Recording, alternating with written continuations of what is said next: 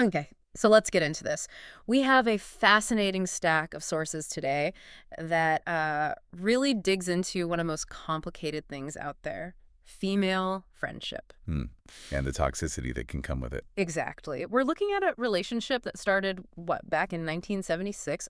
A whole lifetime of being like sisters. Yeah. And we get to watch it just completely detonate in what seems like the ultimate betrayal. It's a perfect case study. Our deep dive today is built around Emily Giffin's novel, Something Borrowed. Yeah. And, it's easy to dismiss it as just a beach read, but it's so much more. Oh, absolutely. It's a brilliant piece of social psychology. I mean, when it was released, critics got it. Yeah. Time Out Where You Are praised it for making readers really rethink friendships, their duties, the subtle power dynamics, and their give and take. Right. So we're going deep. We're trying to figure out why a seemingly good person makes such a massive, high-stakes, bad decision. And that's our mission today, for you, learner. Yeah. We're going to peel back the layers here. We're going past the surface level scandal, the affair itself, and we're going to dissect the decades of resentment, that crushing weight of life deadlines, and really ask the big question. Could Rachel, our protagonist, ever be truly happy while living in Darcy's shadow? That's the core of it. We want to understand the psychological framework that made her unforgivable mistake feel, well, almost inevitable, not just some random accident. So let's set the stage. The setup is everything here. It really is. You've got three key players in this very rigid social orbit. First, there's Rachel. She's the smart lawyer, but she's also incredibly risk-averse, and she's just staring down the barrel of her 30th birthday. Then you have Darcy. Darcy, Yeah. the golden girl, Uh-huh. the one who wins effortlessly. She's glamorous, beautiful, and, of course, engaged. Engaged to Dex, the third piece of the puzzle. He's the handsome, successful fiancé, and really the ultimate prize in this lifelong competition between them. And the whole thing just crumbles at Rachel's surprise 30th birthday party. The crash reveals decades of baggage that was just, waiting to explode. Okay, so let's start right where the book does. It just throws you right in. We find Rachel sitting on this maroon couch, feeling this palpable, suffocating dread about turning 30. Yeah. Why is this one birthday, this specific age, such a brutal moment for her? Well, because for Rachel, 30 isn't just a number. It's a failure. A failure to meet this timeline she had in her head. Right, an internalized deadline. Exactly. She describes it as a chapter that is now closed forever. And if you look at her self-reflection, the anxiety isn't really about getting older or wrinkles. It's about biological and social capital. She specifically says she realizes she is past the most ripe, prime childbearing years. She's followed the script, the professional one. But the personal stuff she just assumed would happen. It hasn't. It's such a modern anxiety, isn't it? She even contrasts it with her parents' generation. Mm-hmm. She remembers her dad giving her mom a 4-slice toaster for her 30th birthday. A toaster. A toaster. And the book says her mother seemed pleased enough. There was this, quiet complacency. But for Rachel, her generation demands this huge, dramatic analysis of where you are in life. And she's a person who hates endings and beginnings. She says she prefers to turn about in the middle. But turning 30 forces her to take stock. It forces her to pick a lane. And that inventory, that self-analysis, it starts with her career, the thing she's poured her entire identity into. And the thing that's making her profoundly miserable, she's an attorney at a huge New York firm, which sounds great on paper. Sounds like she made it. Right. But she tells us right away that she's miserable. This isn't some noble calling she imagined when she was graduating magna cum laude. This is just soul-crushing labor. Can you talk a bit more about that misery? Because it's not just, oh, I don't like my job. The source material makes it sound like it's actively eroding her. It is. It's pure toil. She works excruciating hours, doing this tedious, demanding work for a partner named Les. And she calls him a mean-spirited, anal retentive partner. The firm just consumes her. And the goal isn't fulfillment anymore. It's just a financial escape hatch. Her whole mantra is just quit as soon as the loans are paid or the next bonus hits, or she can just figure out how to pay her Manhattan rent some other way. So the very achievement that was supposed to define her has just trapped her. Exactly. And that void, both professional and personal, gets filled by this huge psychological weight. The comparison trap. The comparison trap. And her name is Darcy. Darcy is the perfect foil, isn't she? She's everything Rachel feels she isn't. She really is. Darcy has the glamorous PR job, the effortless beauty, the social grace, and the big one, she's engaged to Dex. Rachel sees Darcy constantly getting an A in life, socially and emotionally, while she feels like she's still cramming for the test. The sources even point out this tiny petty detail that feels so real. Darcy was born in the fall, so she gets an extra summer in her 20s. Right. While Rachel, a May baby, feels like hers just expired. It's that constant low-level imbalance that just eats away at a person for years. It's such a classic cognitive distortion. Rachel sees Darcy's highlight reel, the perfect engagement, the fun job, and she projects her own internal sense of failure onto it. She doesn't even give herself credit for her own achievements, which are very real. She just sees herself as this, I don't know, generic person looking for a wedding gift for the exquisite couple registering for China. Precisely. She feels deeply, profoundly inadequate. Darcy is always attached to someone, always radiating this lucky vibe, while Rachel is just left alone doing the math on what the next decade is going to cost her. And the internal monologue is just brutal. Being alone makes the decade daunting, and being 30 makes me feel more alone. She feels like she's failing at the most basic parts of life. Which connects all the way back to her past, this path she's always been on. We were calling the path of the goody two-shoes. Because that's what she is. Her entire life has been lived according to this very specific orderly plan. Straight A's, magna cum laude, law school, big firm A job. deviation. None. The sources really hammer this home. No backpacking in Europe, no crazy stories, and definitely no unhealthy, lustful relationships. She's exceedingly disciplined. The kind of person who flosses and makes her bed every morning. Her whole identity is built on compliance. So the incident, the affair, it's not just a mistake. It's a catastrophic breach of her own moral contract with herself. It's monumental because it's the first time she's ever really broken a rule. A big A one. huge one. She feels like it's too late in her life to deviate. But you get the sense she's been secretly wishing for a dark side. Just for a moment. Her life has become this rigid, suffocating prison, and the affair is, well, it's chaos. But it's the chaos she needs. Which brings us to the night itself, the affair catalyst. The party ends, a very drunk Darcy gets whisked away by Dex, but then Dex comes back. He comes back, looking for Darcy's small silver purse. And suddenly they're alone together without the social script of the party, and they end up at a bar, 7B. And the setting is so important. It's not some trendy downtown spot. It's a dingy, smoke-filled bar in Alphabet City. It's raw, it's real, and it's a total escape from the polished, striving world they live in with Darcy. They talk about everything, law school, the Hamptons house. But the source is very clear about one thing. Darcy does not come up, and neither does their September wedding. That omission is everything, isn't it? It's the whole story right there. For the first time in years, the Darcy filter is gone. They're just connecting on this level of authentic familiarity that was always there. You know, they have this deep, shared history. But it was always suppressed because Dex was Darcy's property. And without that competitive tension that Darcy brings, the connection just feels... Natural, almost inevitable. And then the next morning, the cold, hard reality hits when Rachel finds the used condom on the floor.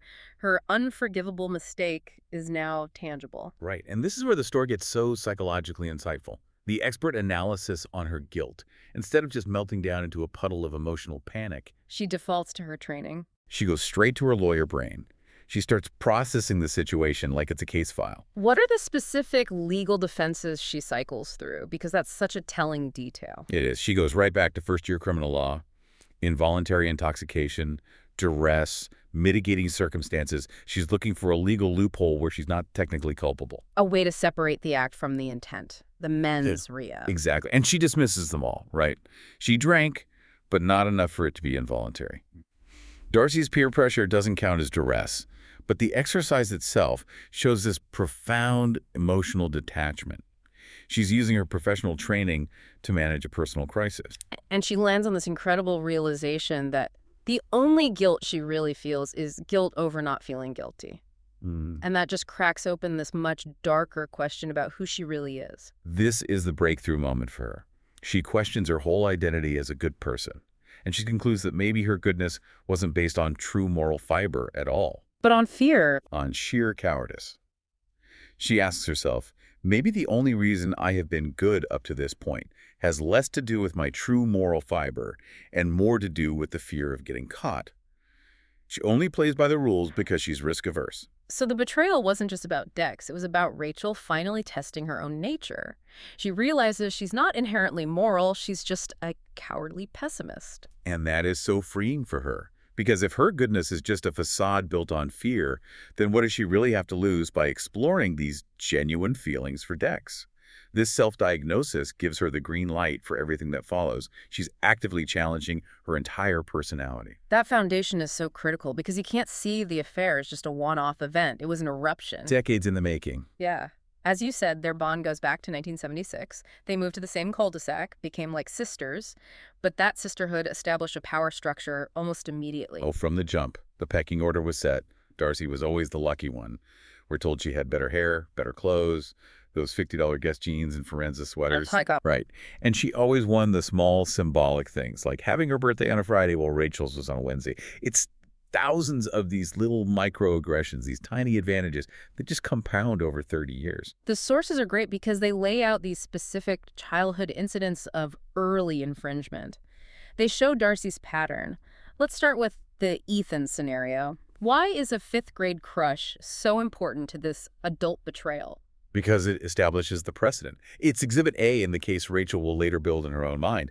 Ethan was Rachel's crush. Hey. Exclusively. Right. And Darcy, bored with her own boyfriend, just announces, I like Ethan now, I like his dimple. Rachel tries to defend her territory, says he only has one dimple. And Darcy's response is just devastatingly dismissive. Well, then I like his dimple. It's pure power, pure assertion of will.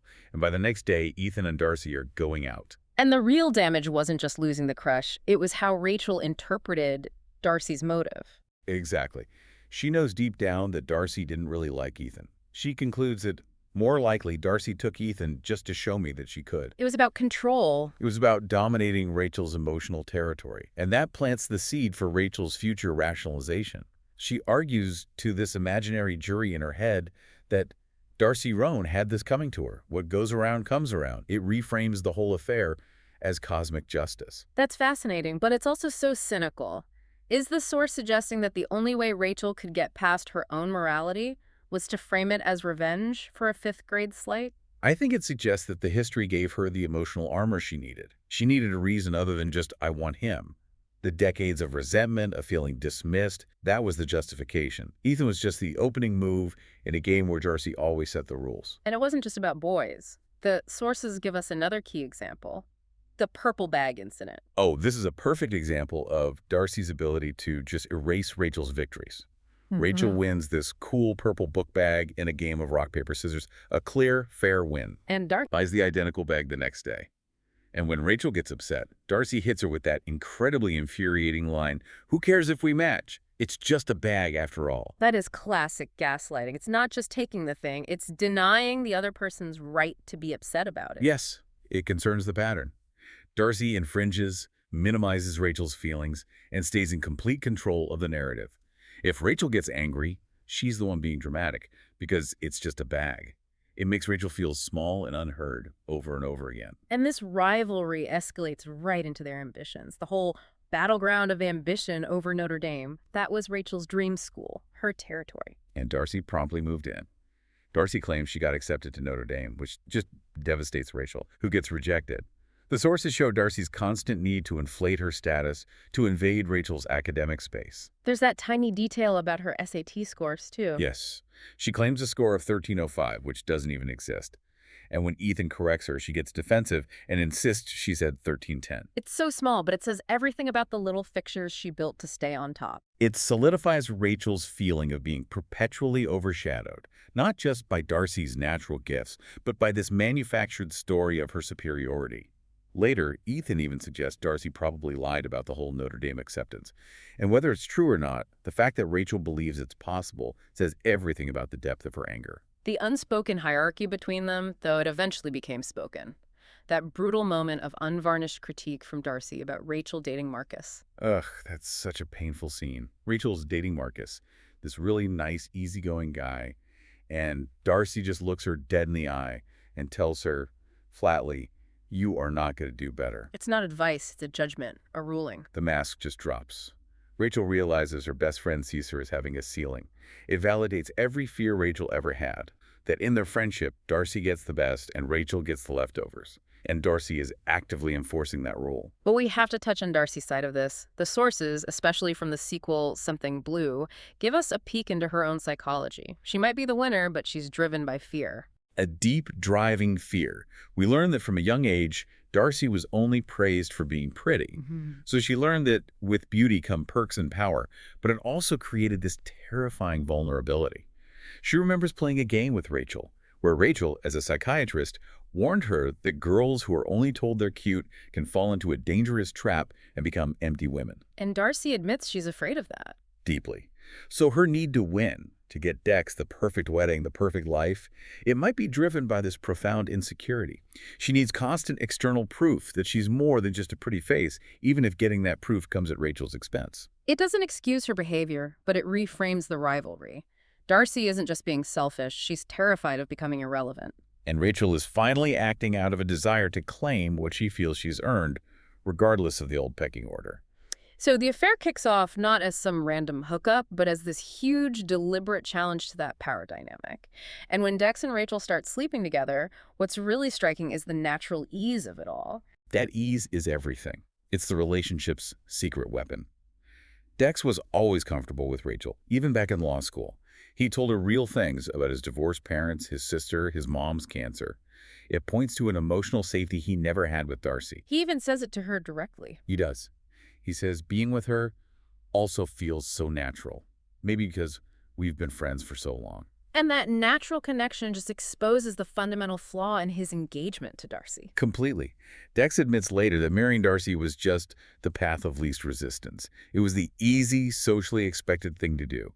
Rachel was the high-risk path. She always thought she was out of his league, She turned him down for a walk home from the library because she thought guys like Dex only date girls like Darcy. But now that the rules are broken... Now that the rules are broken, that comfortable ease allows the affair to deepen incredibly fast, all fueled by the secrecy and their shared understanding of how exhausting Darcy can be. But Rachel, ever the risk-averse lawyer, needs to slow things down. She sets this arbitrary deadline, the July 4th benchmark.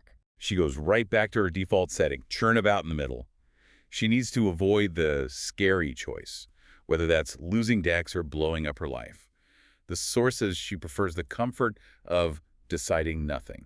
So she kicks the can down the road to July 4th. And Dex agrees. No examining anything until July 4th.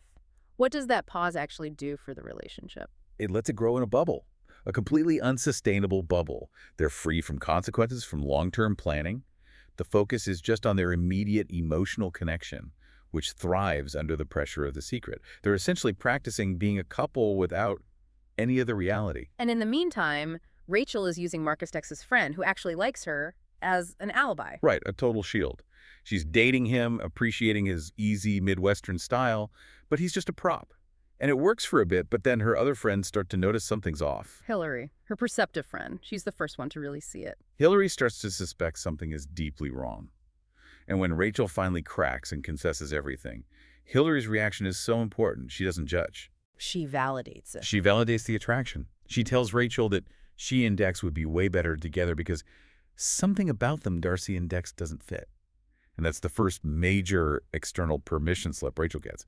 Hillary isn't focused on the betrayal, she's focused on the chemistry. But the real cynical absolution comes from Ethan, the original victim of Darcy's power plays. Ethan is crucial. He connects this adult affair directly back to that stacked deck from their childhood. When Rachel tells him, he doesn't see it as a sin. He calls it satisfying. Poetic justice. Poetic justice for the 5th grade theft. He tells her Darcy has been riding roughshod over you for years. And that reframing is everything for Rachel. She's genuinely surprised to hear their friendship described that way. But Ethan's validation, the idea that Darcy deserved this, is the final piece she needs. Right. She's no longer just a bad person breaking a rule. She's an agent of karma, executing a long overdue judgment. It neatly transfers the blame from her to Darcy, which frees her up to act. So the relationship continues, and then the July 4th weekend finally arrives, the deadline. But Rachel still can't bring herself to make an active choice, so she outsources it to the universe, the double sixes scene. This is pure Rachel. Yeah. She is so paralyzed by the choice that she externalizes it completely. They're playing with these cheap 98-cent novelty dice from the 7B bar. And she makes a silent bet. A huge one. If Dex rolls double sixes, Boxcar Willie, a 1 in 36 chance, then they're meant to be, and he has to call off the wedding. And the emotional weight in that moment is just Immense. She's completely abdicated all responsibility to a random roll of the dice. And then he rolls them. Double sixes. For Rachel, this is the universe screaming at her. She's stunned. She feels like they're foolproof, baby. She looks at those cheap dice with the reverence you would have for a crystal ball. That's the ultimate justification. It's not her choice anymore. It's fate. It removes the moral burden. And that gives her the courage to finally do what Hillary told her to do. Seize control. Stop waiting. So she gives him the ultimatum. She does. She looks at Dex and says, you need to make a choice. It's either her or me. And for the former, goody two-shoes. This is her biggest moment of self-assertion ever. The source even says she finds it invigorating. She's finally stopped being a passenger in her own life. Okay, so the stage is set for this massive confrontation. But then, a huge curveball.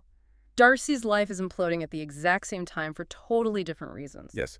Darcy shows up at Rachel's apartment, and she's a mess. She needs a refuge, and she drops a bombshell of her own. Her own confession. She confesses to having an affair with Marcus, the same guy Rachel was using as an alibi. The irony is just staggering. It just spirals from there. Mm-hmm. She lost her huge engagement ring at Marcus's apartment, and then she tearfully reveals that she's pregnant. Wow, and this just exposes the deep unhappiness under Darcy's perfect life. She tries to justify her affair by saying she wanted to end the wedding anyway. Right. She says she realized she couldn't go 40 more years and never feel that thrill of kissing someone new. It just reveals this profound emotional immaturity. She mistook the perfect wedding for actual happiness. She needs that constant thrill, which goes right back to her fear of being an empty woman. And her hypocrisy is on full display here. She sees her own affair as justified. Totally. She says she feels she didn't do anything to Rachel because Rachel and Marcus were basically over. Yeah. Her entire calculation of harm is about the immediate relationship status, not the friendship. It shows how their moral compasses are just wired completely differently. So as Rachel is trying to process this, another twist. Dex shows up. Before Rachel's supposed to leave for London, Dex arrives, and he's not there to apologize or waffle. He's there to tell her he already called off the wedding. Which for Rachel is just confirmation. The dice were right. It's the ultimate validation. He tells her marrying Darcy was the path of least resistance, the most selfish, cowardly thing I've ever done. And the reason he left. You're all I think about. This proves to Rachel that she wasn't just a homewrecker, she was the reason for a necessary change. But the emotional relief is short-lived because that leads directly into the closet scene. Darcy, still reeling, buzzes the apartment. And she's coming up looking for support from her best friend. But she walks in, notices the broken AC, and then she finds Dex, hiding in Rachel's other closet. Wearing only striped navy boxers. Holding a pile of his clothes, Yeah. and it all just explodes. Darcy screams, "You liar!" But Dex, who is already done with her drama, just throws her own affair back in her face. "You've got to be kidding me! Fuck you, Darcy!" And just like that, years of secrets, resentment, it all comes out in one violent, chaotic moment. The friendship is just vaporized Yeah. instantly. It's a total loss for both of them, but it clears the path for Rachel and Dex. And the consequences ripple out immediately. Yeah, the collateral damage is swift. Jose, the doorman, gets an earful from Darcy. And Dex, knowing how volatile Darcy is, immediately goes to pack his things, worried she'll take scissors to his clothes. He comes back with his full array of Chan Hartman luggage. So they go from a secret affair to unplanned cohabitation in the space of about an hour. Pretty much. And Rachel has to process the end of the friendship. She feels this profound sadness for those two little girls from the old neighborhood. But ultimately, she chooses Dex. She knows she can't just turn off the caring about Darcy switch, but when her own mother calls, upset about the social fallout. Rachel just dismisses it with this new, cold logic. This brutal justification. She just tells herself, let her be sorry when she learns that Darcy is having someone else's child. The new relationship with Dex now outweighs the old friendship with Darcy. Rachel has chosen herself, and in the process, sacrificed the central relationship of her entire life. So we get to the end of the source material, and Rachel has won. She has the prize. But everything is up in the air. Dex is living in her tiny apartment. Her mom is calling, judging her. The transformation is done, but the future is totally uncertain. And her final arc is all about accepting the consequences of finally taking a risk. She has this realization that her whole life, she was always waiting for happiness to happen, waiting for Dex to act. Living without real faith in my own happiness. That's the key takeaway here for you, learner, isn't it? That idea of self-reliance. It is. The lesson she learns is that you can't just wait for the universe to hand you things. You have to make your own happiness, even if it means losing something else. The goody two-shoes finally chose chaos and self-determination over comfort and rules. And she takes this symbolic victory lap on what would have been the wedding night. She goes back to 7B, the scene of the crime. It's a full-circle moment, a way of checking the dice. She says she has a strong need to return and revisit the way I felt before it all began. And she finally asks Dex the question that must have been haunting her. Do you miss her? That loaded question. And his answer is the final piece of confirmation she needs. He just says, no, I'm with you. And she knows it's the truth. She feels mostly happiness, but with this tinge of nostalgia. She realizes Darcy was her frame of reference for everything. It's like she's mourning the idea of the friendship more than the actual toxic reality of it. But that chapter is closed. They listen to Springsteen's Thunder Road, and that line hits her, and I'm pulling out of here to win. She finally accepts all of it, the ending, the beginning, the guilt, and this new sense of freedom. And it ends with this really beautiful, small image. As they're walking, she notices a scar on his brow she's never seen before from playing hockey. And she realizes there is so much that I still don't know about Dex. The game is over, the rivalry is gone, and now they have all this time to actually get to know the real person, not just the prize she fought for. The hard work is just beginning. Which leads us right to our final provocative thought to leave you with, learner. The entire relationship between Rachel and Dex was forged in the fire of passionate secrecy, high-stakes crisis, and that rivalry with Darcy. Their love thrived in that forbidden environment. So the question is... Now that they've won, Yeah. the obstacles are gone, they're together, and they have to face the daily grind of just living together. The real test isn't whether they can survive a crisis.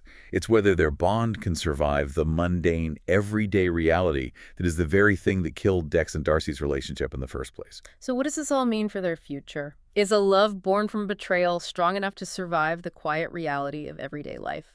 We'll let you decide for yourself, learner. That's all the time we have for this deep dive. We'll see you next time.